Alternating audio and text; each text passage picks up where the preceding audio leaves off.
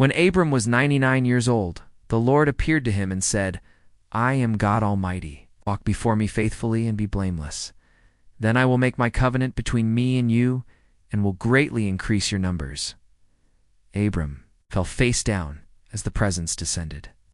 God said, "As for me, this is my covenant with you. You will be the father of many nations. No longer will you be called Abram. Your name will be Abraham. I will make you very fruitful. I will make nations of you, and kings will come from you. The whole land of Canaan, where you now reside, I will give as an everlasting possession to you and your descendants. I will be their God." Then God said to Abraham, "As for you, you must keep my covenant. Every male among you shall be circumcised. You are to undergo circumcision, and it will be the sign of the covenant between me and you. My covenant is to be an everlasting covenant." God also said, "As for Sarai your wife, her name will be Sarah. I will bless her and will surely give you a son by her." Abraham fell face down. He laughed and said to himself, "Will a son be born to a man 100 years old? Will Sarah bear a child?" And Abraham said to God, "If only Ishmael might live under your blessing." God said, "Yes, but your wife Sarah will bear you a son, and you will call him Isaac. I will establish my covenant with him. And as for Ishmael, I have heard you. I will surely bless him and make him a great nation. But my covenant is with Isaac." On that very day, Abraham took his son Ishmael and every male in his household and circumcised them, as God told him.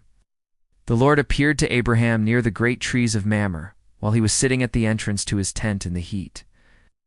Abraham looked up and saw 3 men standing nearby. He hurried to meet them and bowed low to the ground.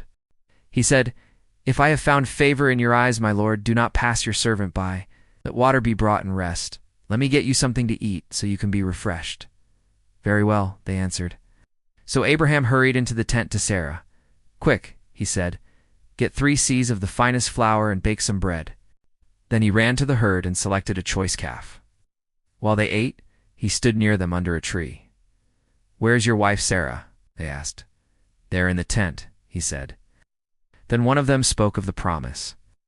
"I will surely return to you about this time next year, and Sarah, your wife, will have a son." Now Sarah was listening at the entrance to the tent. Sarah laughed to herself, thinking of her old age. Then the Lord said, "Why did Sarah laugh? Is anything too hard for the Lord? I will return at the appointed time." When the men got up to leave, Abraham walked along with them. Then the Lord spoke of the outcry against Sodom. "The sin of Sodom and Gomorrah is so grievous that I will go down." The men turned toward the city, but Abraham remained before the Lord. He approached him and said, "Will you sweep away the righteous with the wicked? What if there are 50 righteous people in the city?" The Lord said, "If I find 50, I will spare the whole place." Abraham spoke again, asking for 45, then 40, then 30, then 20, and finally 10. The Lord answered, "For the sake of 10, I will not destroy it." When the Lord finished speaking, he left. Abraham returned home to his tent, looking toward the horizon with a sense of destiny and faith. The covenant was sealed, a promise of a future as vast as the stars above.